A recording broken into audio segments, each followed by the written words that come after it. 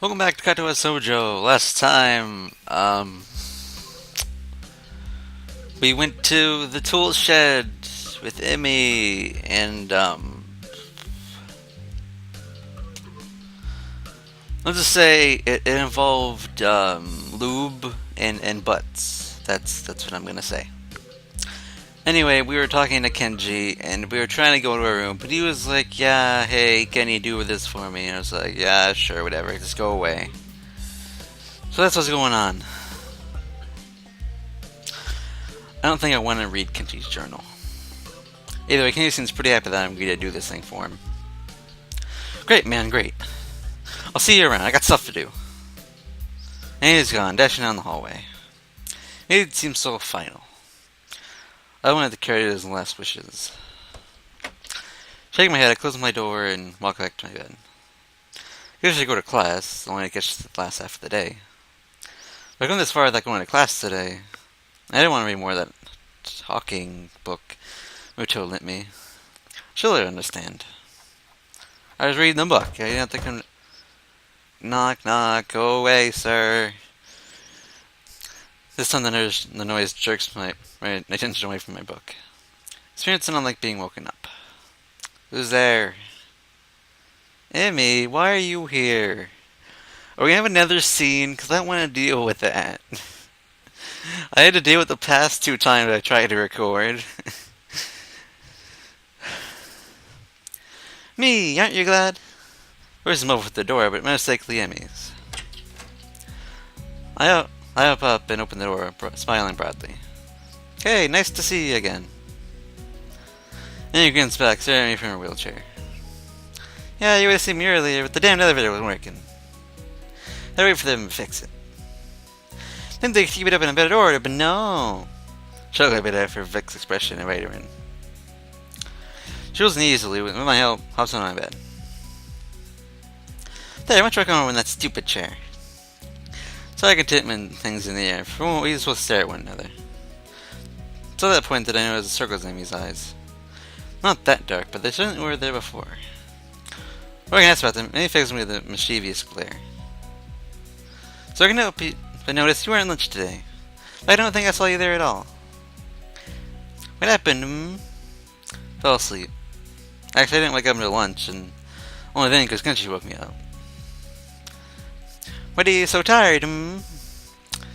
Strenuous workout this morning, slightly uncomfortable too, you know. And he coughs, a half laughing, half embarrassed noise. Remind me not to do that again. No problem, wasn't exactly great for me either, to be honest. Let's avoid that from now on. Are you still sore? And he stares at me in disbelief. What? It's a legitimate question. Of all the questions I thought I'd never be asked, that's one of them. Well, I didn't expect to ask it, so we're even. Amy laughs at this. I guess so, huh? Well, since you asked, yes, I'm still a little sore. We never do that. We're never doing that again. No arguments here. Yana escapes trying to raise an eyebrow. Tired? Amy nods sleepily. Haven't slept well. Not sleeping well. Dylan she didn't mean to tell me this either. Because he gives a little start like he's been caught lying and hastens to add. It's not a big deal, though. What's the trouble? Amy shrugs and refuses to elaborate. Stressed over exams? Another shrug, but after a pause, Amy nods hesitantly. Yeah, I guess. Actually, that's why I stopped by. Things look more and more miserable. Not so you notice, of course, but her eyes are on her lap, she's fidgeting, and her voice is quiet.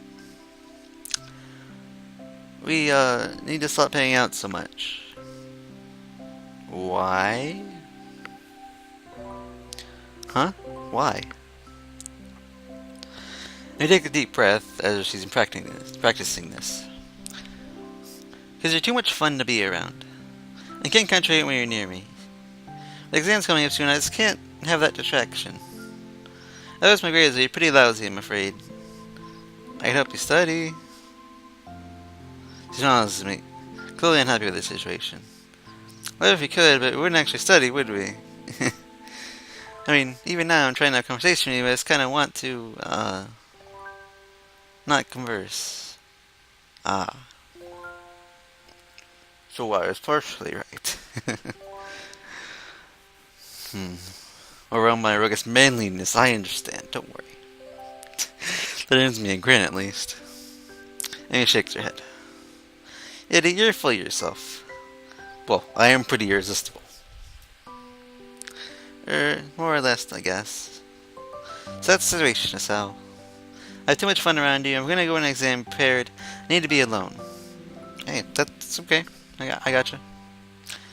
It really seems to be bothering her. Besides, it's only a couple of weeks, and we'll see each other in the mornings, like at my lunch. We're hanging out at school, no problem. Other exams, we're going on a date to celebrate this being over, okay? Amy grins, pleased by this proposal. Yeah, sure, that sounds great. As soon as the end of the conversation, she leans in and kisses me. Reason I had not spent worrying about exams. Was that a scene I didn't have to witness? Because it was, I'm kind of grateful. Because, as I said, I had to deal with that the last couple times I recorded, so, yeah. It's weird how easily I can keep them seeing one another after class now. Actually, I'd venture to say it's vaguely disturbing.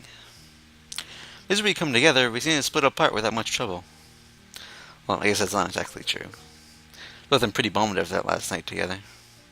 We just here this morning for our runs, and just our runs, I might add. Lunch, too. I especially enjoy lunchtime with her. We have plenty of time to talk about everything outside of school, whereas the morning ones are increasingly businesslike. This is me wants to make it for our foolery and storage shed. Whenever I have my joke at lunch, I can't help feeling a little worried about her.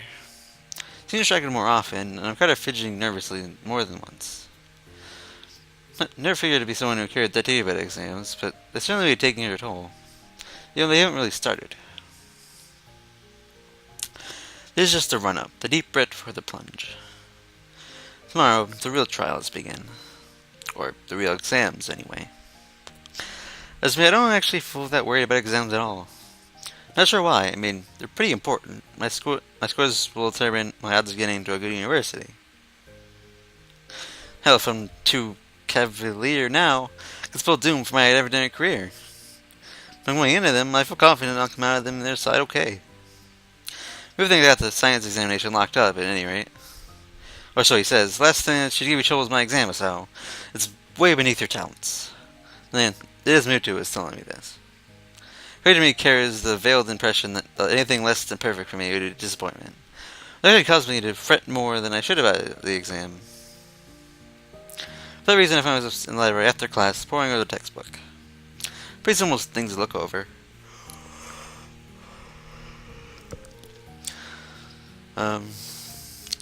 Formulas of velocity, a few bits about friction. Walking in the park compared to my dreaded English exam. Never was good at the languages. Flipping my notes one more time, my mind begins to wander. The exams are over, things get easier. Soon we graduated. Soon off to college, hopefully. Me and my board attempt to find out what Emily plans to do after high school. She avoided the subject pretty deftly, as I recall. Heck, seems everything I push her too hard, she dances around the subject. Or distracts me through other means. Like videos at lunch, when Rin isn't around. Is that another one I missed? Yuko, hi. Hey, I'm daydreaming over here. Do you mind? I've done it! I'm sorry for my review by Yuko trying to shout. Ah, Yuko. Yuko seems mortified at my son's startling. Oh my god. I'm so sorry, I got, and I wasn't really, it's just that. As he started, I was moving to quickly calm down before he gets too agitated. Whoa, hey. My words seem ineffective. Yuko changed his words in a complete frenzy. He's a librarian, it shouldn't be. Easy there. Just calm down. It's okay. Startled me. Big deal. I was daydreaming over here, and I should have been studying. It's my fault. Don't worry about it. It's not your fault, Yuko. Just don't worry about it at all. It's okay. Okay. Okay. Get my. Yeah. Anyway.